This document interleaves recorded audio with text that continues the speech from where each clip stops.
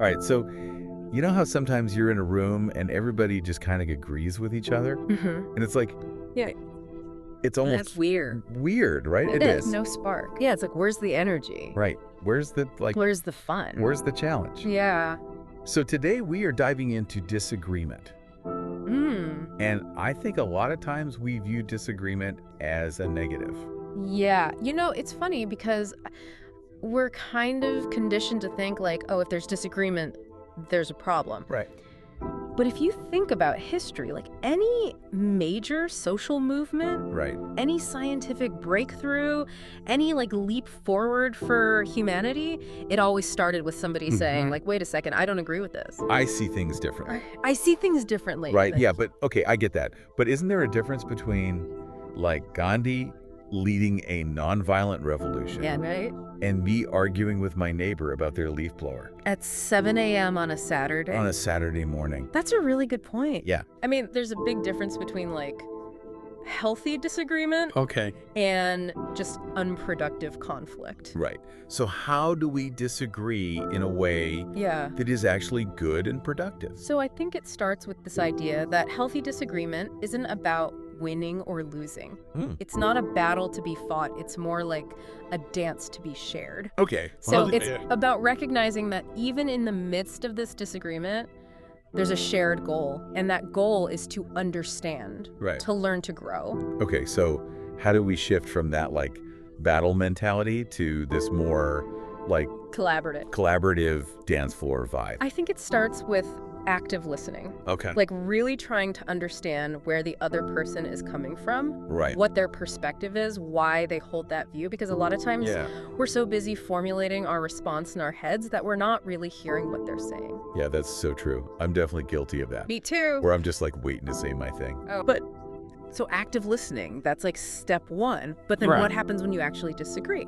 Then comes the art of articulating your own perspective clearly and respectfully. Right. And this is where it can get tricky, Right. especially when we feel very strongly about something. Because it's easy to just get emotional. Yeah. And then suddenly you're not debating the idea anymore. Exactly. You're attacking the person. That's right. So one of the key principles here is to focus on the idea, not the person. Okay. So you can disagree with somebody's argument without like Right. attacking their character or making it personal. Right. So instead of saying you're wrong, it's more about saying, Yeah. I see your point, but here's another way to look at it. Exactly. Yeah. It's about framing your disagreement in a way that invites further discussion, Right. not shuts it down. Got it. And it's important to use language that is neutral and respectful even when you disagree strongly. Okay. So active listening, that's the foundation.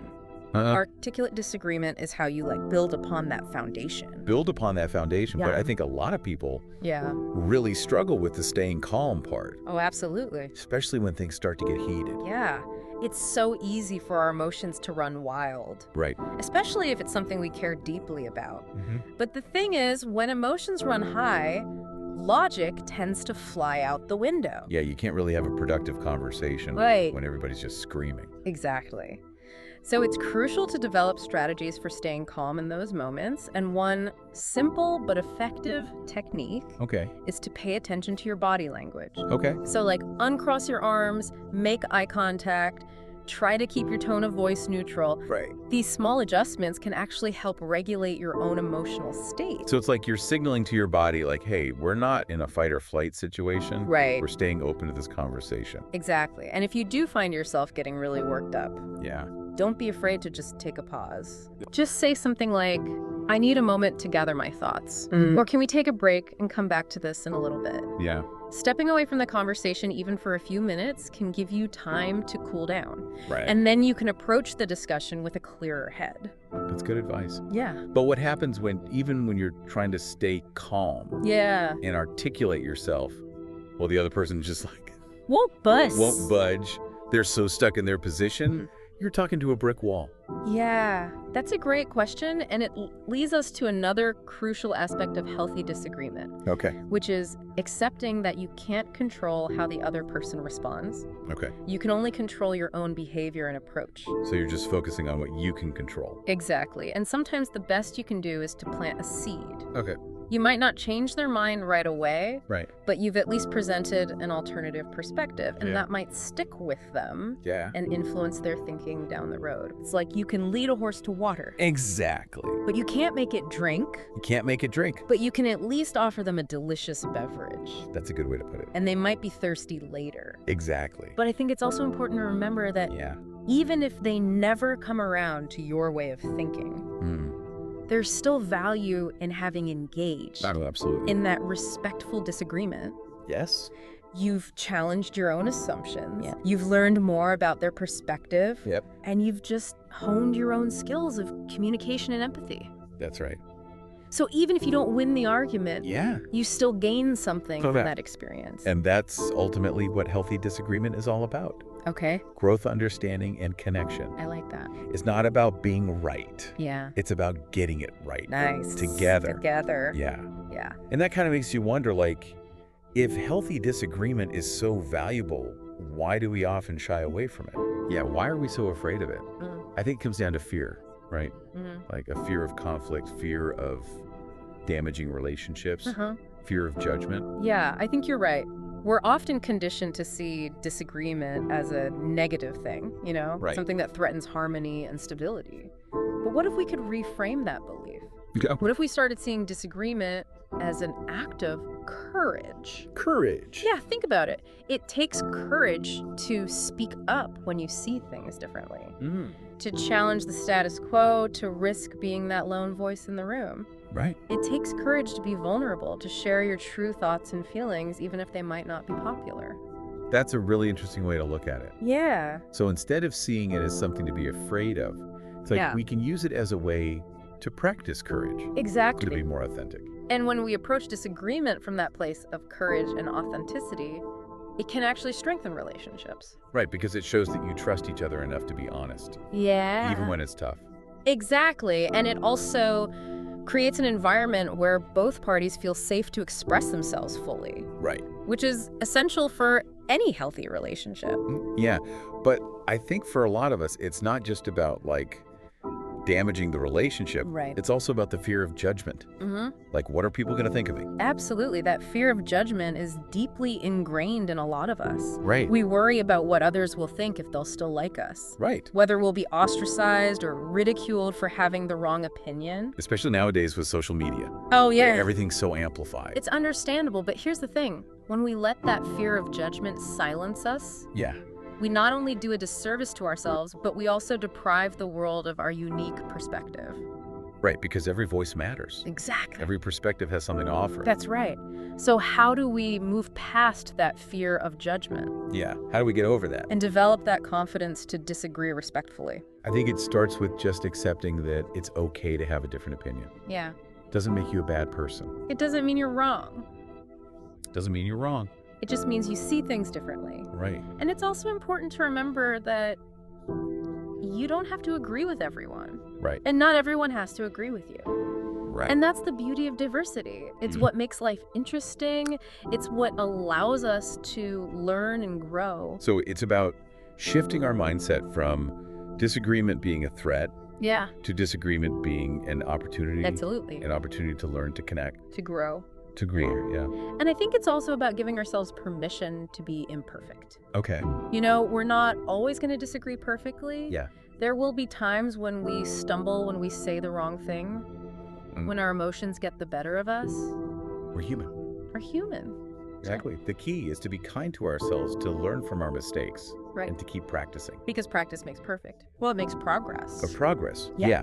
And with that progress, you gain confidence. And with that confidence, you are better able to engage in those disagreements effectively. That's right. And that's a skill that will serve you well in all areas of your life. So for our listeners who are like, okay, I'm ready to put this into practice. Yeah. What's one small step they can take?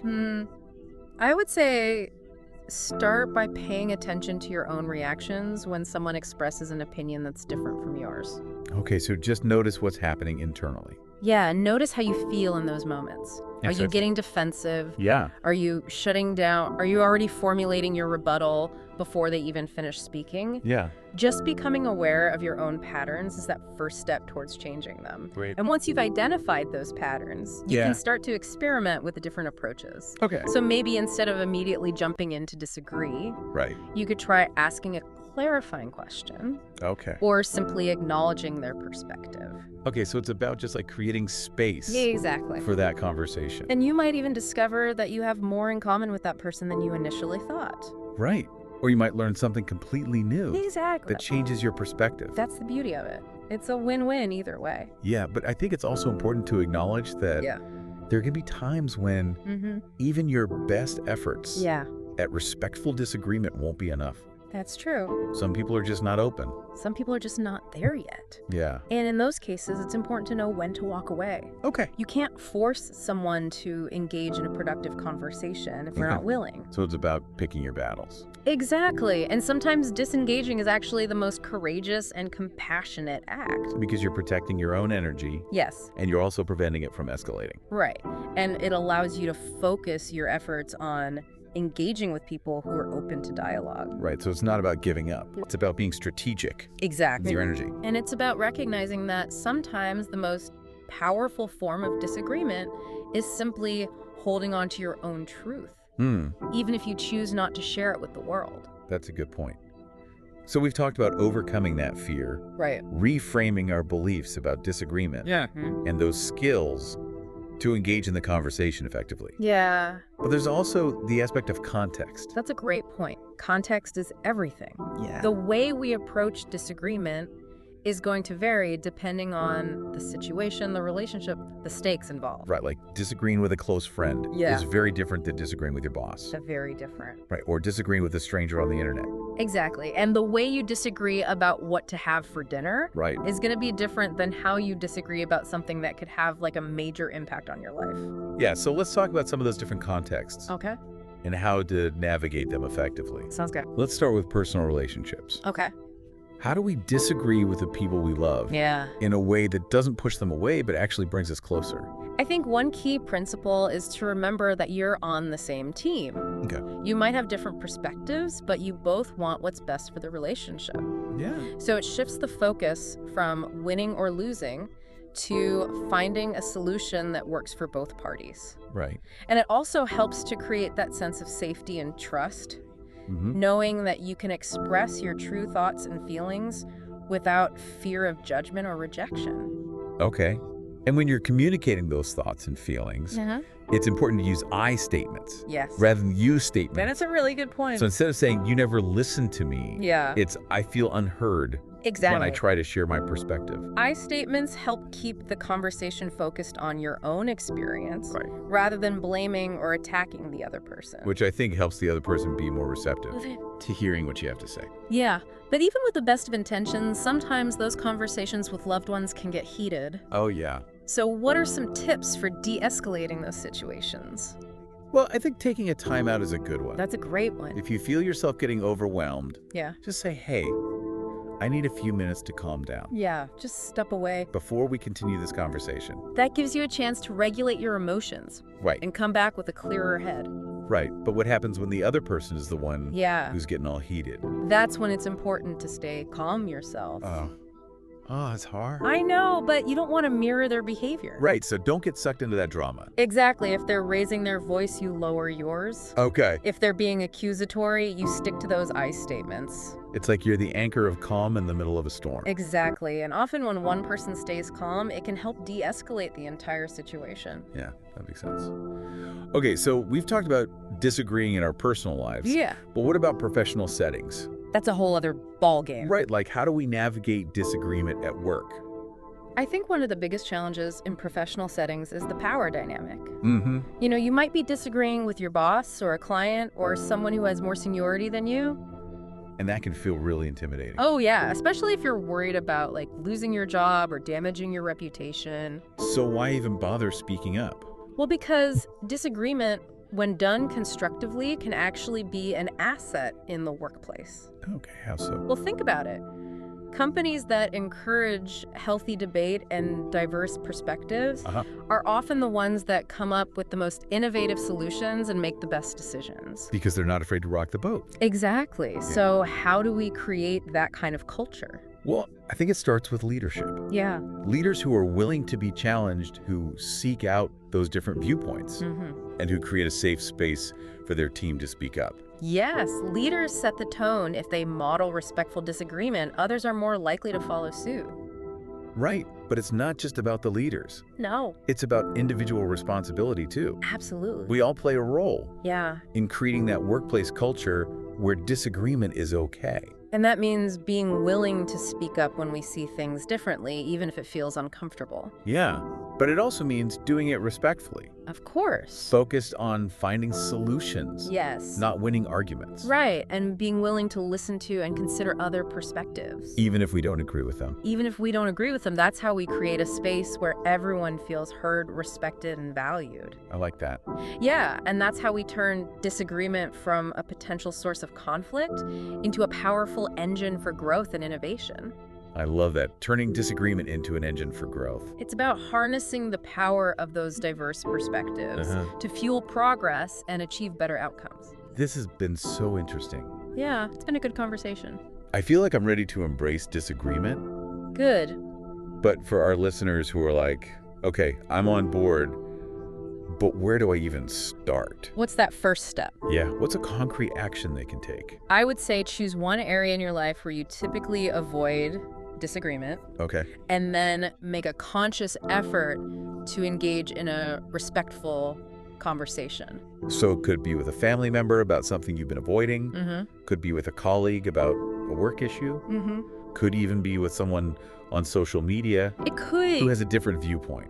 The key is to start small, Okay. to practice those skills Right. of active listening, articulate disagreement, and staying calm. Yeah. And remember, it's not about winning or losing. Wow. It's about learning, growing, and connecting. Okay. So we've talked about disagreeing with like our family, Right? our friends, Yeah. our coworkers. Yeah. But then there's these like bigger disagreements, you know, societal disagreements, political disagreements. Those are the big ones. Yeah, like how do we apply Yeah. these principles of healthy disagreement to these like huge Yeah, it's tricky because complex conversations? in today's world, it's so easy to get overwhelmed by just the sheer volume Yeah. and intensity of those disagreements Right. playing out in the public square. It feels like everybody's just yelling It does. at each other. There's like everyone shouting their opinions, Right. but no one's actually listening. And you just get caught in this like cycle of outrage, Oh, yeah. polarization. Or you're more focused on proving the other side wrong Right. than actually understanding their perspective. And that's where I think these principles Yeah. of healthy disagreement become even more important. Absolutely, because if we want to create a more civil and productive society, Right. we need to find ways to engage in these tough conversations Oh. without resorting to personal attacks or inflammatory rhetoric. But how do you do that when the stakes feel so high? It's tough. It is. When what you're disagreeing about has like real world consequences for Yeah. people. I think it starts with recognizing that even in the midst of these really heated disagreements, Okay. there's still some common ground Okay. to be found. Okay. You know, we might have different perspectives on how to solve a problem, but we probably share some underlying values or goals. Like, we might disagree on the best way to fix climate change. Right. But we both agree that, like, saving the planet is a good idea. Exactly. And by focusing on those shared values, Okay. we can start to kind of build bridges and find areas of agreement, Right. even if we don't see eye to eye on every single detail. Okay, so instead of focusing on what divides us, Yeah. we're looking for those points of connection. Find that common thread. Yeah. But even when you do that, Yeah. it's still, like, so hard It is. to have those conversations productively. Especially when emotions are running high. Yes. So we've got to remember those tools we talked about. Yeah. Okay, what were they again? Active listening, articulate disagreement, Mm-hmm. staying calm, Yep. checking our egos at the door. All those things. Those are crucial for navigating any disagreement. Right. But they're essential when we're dealing with these really complex and emotionally charged issues. And we got to be mindful of our own biases. Oh, absolutely. We all come to the table Yeah. with our own lived experiences That's some baggage. and perspectives that shape how we interpret information Right. and how we interact with others. So we have to be aware of our own biases. And be open to the possibility that we might be wrong Okay. or that there might be more to the story than we initially realized. Right. And that requires a willingness to engage with people who hold different views. So get out of your echo chamber. Exactly, because the more we expose ourselves to those diverse perspectives, the more nuanced our understanding of the world becomes. Okay. And the better equipped we are to engage in these tough conversations. Thoughtfully and constructively. But even when we're doing all the things right, Uh-huh. sometimes it just gets a dead end. So what do you do? Sometimes you just have to agree to disagree and move forward with mutual respect. That's hard, though. It is. It takes maturity and humility. Yeah. But it's about recognizing that we don't have all the answers. Right. And that other people have valuable insights to offer, even if we don't always agree with them. So it's not always about changing someone's mind. No, it's about fostering that understanding and respect, even in the midst of disagreement. Which I think ultimately creates a more civil and productive society. I think so too. Where we can actually work together to solve problems. Absolutely. This has been so eye-opening. Good. I feel like I have a whole new That's great to hear. perspective on disagreement Yeah. and how it can actually be a good thing. I think it can be a very powerful tool for change. I'm feeling inspired. But for our listeners who are still maybe a little hesitant, Yeah. what's one thing they can do? I would say choose one area in your life where you tend to avoid disagreement. Okay. And just make a conscious effort to engage in a respectful conversation. Right. It could be with a family member, a colleague, someone on social media. Yeah. The key is to start small. Okay. Practice those skills we talked about in those low-stakes situations. And remember, it's not about winning No. or losing. It's about learning, growing, and connecting. We're all in this together, right? We are. And the better we can get at disagreeing, the better our world will be. That's a great way to put it. Thanks for joining us on this deep dive into the art of disagreement. We'll see you next time. See you later.